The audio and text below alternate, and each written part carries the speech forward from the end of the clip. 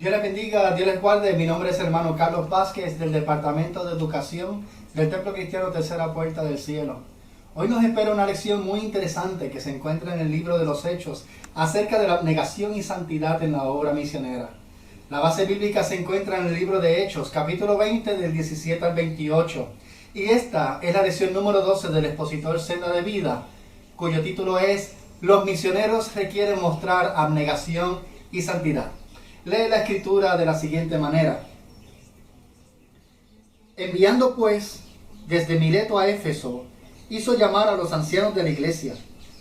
Cuando vinieron a él, les dijo: vosotros sabéis cómo me he comportado entre vosotros todo el tiempo, desde el primer día en que entré en Asia, sirviendo al Señor con toda humildad y con muchas lágrimas y pruebas que me han venido por las acechanzas de los judíos. Y como nada que fuese útil, he rehuido de anunciaros y enseñaros públicamente y por las casas, testificando a judíos y a gentiles acerca del arrepentimiento para con Dios y de la fe en nuestro Señor Jesucristo. Ahora, he aquí, ligado yo en espíritu, voy a Jerusalén sin saber lo que allá me ha de acontecer, salvo que el Espíritu Santo por todas las ciudades me da testimonio diciendo que me esperan prisiones y tribulaciones. Pero de ninguna cosa hago caso, ni estimo preciosa mi vida para mí mismo, con tal que acabe mi carrera con gozo y el ministerio que recibí del Señor Jesús, para dar testimonio del Evangelio de la gracia de Dios. Y ahora, he aquí, yo sé que ninguno de vosotros entre quienes he pasado predicando el reino verá más mi rostro. Por tanto, yo os protesto en el día de hoy que estoy limpio de la sangre de todos, porque no he rehuido anunciaros todo el consejo de Dios. Por tanto, mirad por vosotros y por todo el rebaño en que el Espíritu Santo os ha puesto por obispos para apacentar la iglesia del Señor, la cual él ganó por su propia sangre. Luego de finalizar sus 3 viajes misioneros, Pablo decide regresar a Jerusalén. Lucas no nos dice cuál es la intención del apóstol Pablo de ir allí, pero existe una posibilidad por las cartas de Pablo de que inicie una recolección de ofrendas entre las iglesias para traer ayuda a los cristianos empobrecidos allí. Habiendo llegado a una ciudad llamada Mileto, mandó a llamar a los ancianos líderes de Éfeso para que se reunieran con él en una ocasión solemne para impartirle instrucciones y darles un emotivo mensaje. Este discurso de despedida de Pablo, esperamos comprender la abnegación y santidad que Dios demanda de la obra misionera. También esperamos reflexionar sobre la necesidad de no solamente los misioneros, sino todo creyente tener un carácter acorde al testimonio de Cristo. Y finalmente establecer una conducta de sacrificio y pureza propia de un obrero del Señor. Veamos con detalle parte del discurso de Pablo y cómo su ejemplo puede servirnos de enseñanza de cómo debemos actuar en la obra misionera y en nuestro ministerio en el Señor. Vamos a regresar a los versos 17 al 19 y leemos de la siguiente manera. Enviando pues desde Mileto a Éfeso, hizo llamar a los ancianos de la iglesia. Cuando vinieron a él, les dijo: vosotros sabéis cómo me he comportado entre vosotros todo el tiempo, desde el primer día que entré en Asia, sirviendo al Señor con toda humildad y con muchas lágrimas y pruebas que me han venido por las acechanzas de los judíos. Observemos la frase: vosotros sabéis cómo me he comprometido o cómo me he comportado. Fíjense que desde el primer día en Asia que Pablo llegó a testificar de la salvación a través de Jesucristo a los gentiles y a los judíos, su conducta fue abierta y transparente.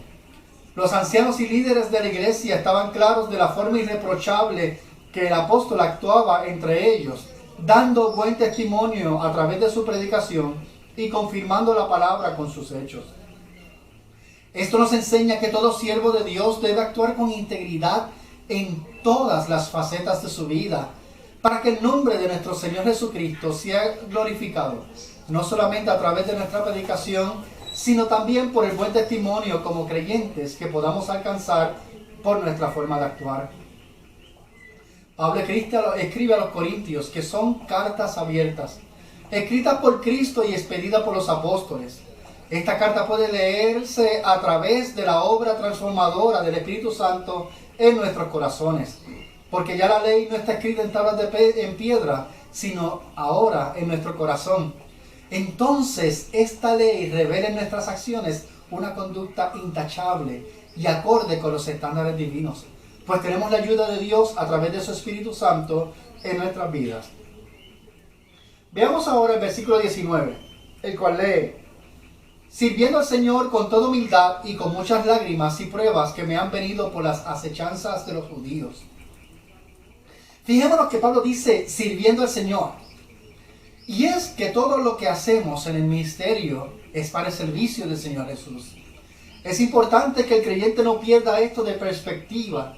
Nuestro servicio, aunque parezca el templo donde asistimos o la congregación donde perseveramos, o estemos sirviendo quizás a otro ministerio, finalmente servimos al Señor. Nuestro trabajo en las misiones y en el ministerio en general es a Dios. Cuando estamos conscientes de esa realidad, entonces ya nuestro trabajo deja de ser una carga y se convierte en una ofrenda a Dios, quien la recibe con agrado, si la hacemos con la actitud correcta del corazón, que es con humildad y devoción. Al final de cuentas, la iglesia pertenece a Jesús y el que sirve en la congregación sirve al Señor. Ahora bien, esta obra, aun siendo en la voluntad del Señor, no está exenta de lágrimas y tribulaciones. Pablo aconsejó a los hermanos de Listra, Iconio y Antioquía que era preciso que a través de muchas tribulaciones entremos al reino de Dios. Jesús también lo había anunciado. Jesús nos dice: estas cosas les he hablado para que en mí tengan paz. En el mundo tienen tribulación, pero confíen, yo he vencido al mundo. También nos dijo: si el mundo los odia, sepan que a mí me ha odiado antes que ustedes. Aprendemos aquí la importancia de la disposición a soportar las aflicciones propias del ministerio con abnegación y ser firmes en mantener una conducta digna del Señor a quien servimos. Es posible que estas pruebas y persecuciones nos hayan traído lágrimas, pero Jesús nos enseña que el sufrimiento y la persecución es parte de la vida del misionero cristiano, y esto no debe sorprendernos. Cristo nos da la certeza de que no estaremos solos, sino que nos da la confianza de su compañía, de su paz, su fortaleza y bendición. Veamos ahora lo que podemos aprender de los versos 20 y 21. Dice: y como nada que fuese útil he rehuido de anunciaros y enseñaros públicamente y por las casas, testificando a judíos y a gentiles acerca del arrepentimiento para con Dios y de la fe en nuestro Señor Jesucristo. La Nueva Versión Internacional dice de la siguiente manera: ustedes saben que no he vacilado en predicarles todo lo que les fue de provecho, sino que les he enseñado públicamente y en las casas. A judíos y a griegos les he instado a convertirse a Dios y a creer en nuestro Señor Jesús. Pablo utilizó todos los medios posibles para llevar el Evangelio. En este pasaje dice públicamente y en las casas. Pablo enseñó en la sinagoga, enseñó en la escuela de Tirano, y luego esa enseñanza la reforzó con instrucción individual en los hogares donde fuera invitado. Así que Pablo aprovechaba toda oportunidad para llevar el mensaje del Evangelio de Jesucristo. El contenido de nuestra predicación debe ser lo que es útil: el mensaje de redención, las buenas nuevas, el Evangelio de Jesucristo. Debemos de ser firmes en no dejar de anunciar la doctrina de salvación, que es el tema central de nuestro mensaje. El pecado del hombre es una ofensa a Dios, y todo hombre, sin importar la raza o nación, debe de arrepentirse y recibir a Jesús como único y suficiente Salvador. El objetivo de nuestra predicación es alcanzar almas para que se arrepientan de sus pecados y reciban a Cristo, nuestro Redentor y Salvador, para que sean libres de la condenación, de la muerte y el pecado. Pablo también menciona dos palabras muy interesantes en el verso 19: anunciar y enseñar.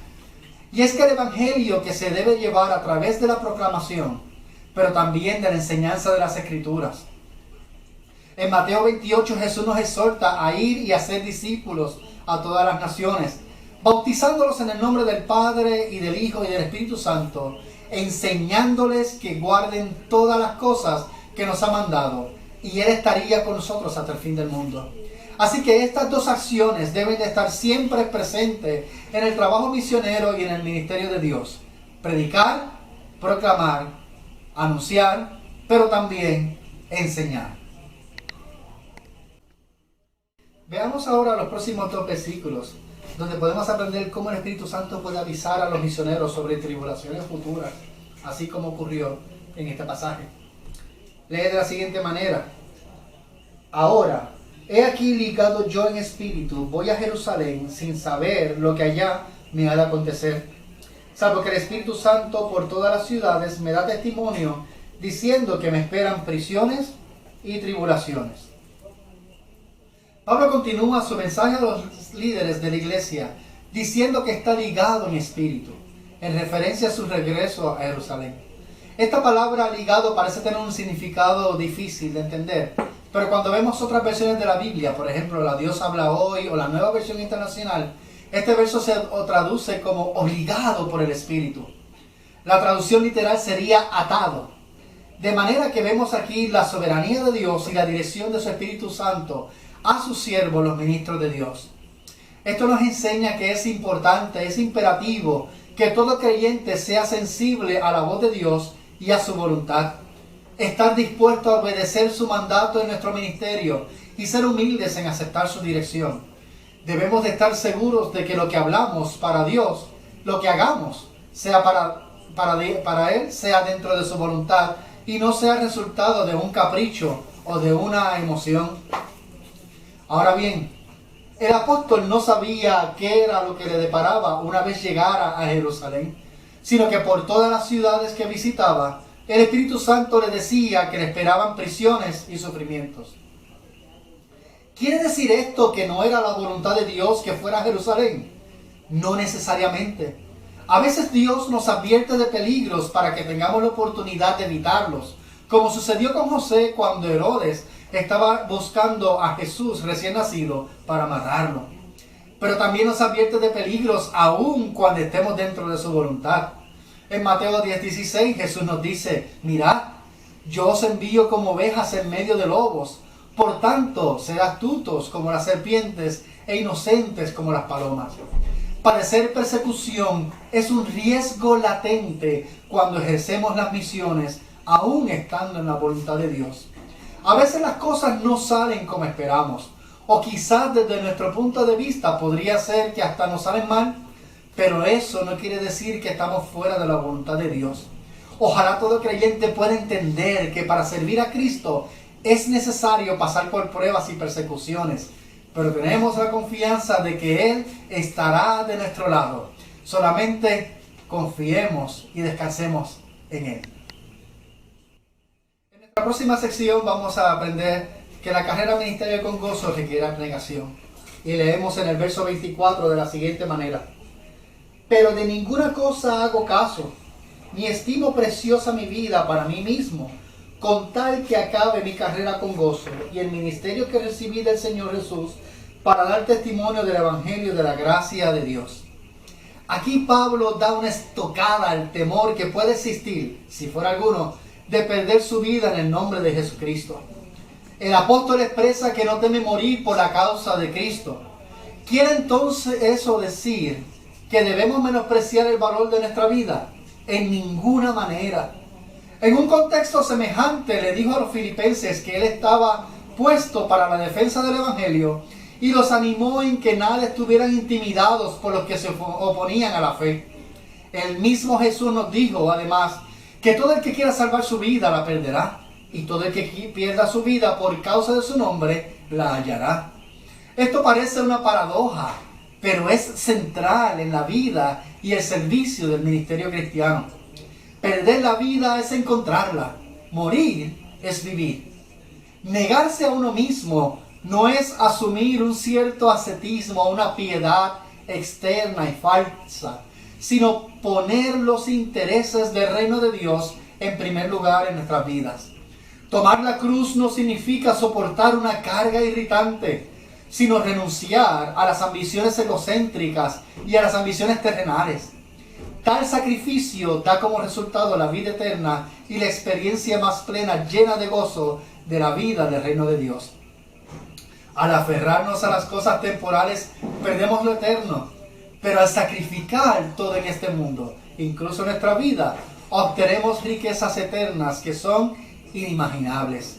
Por tanto, es necesario que todos, sin importar pruebas o tribulaciones, los que somos salvos por la fe en Cristo Jesús, demos testimonio del Evangelio de la gracia de Dios.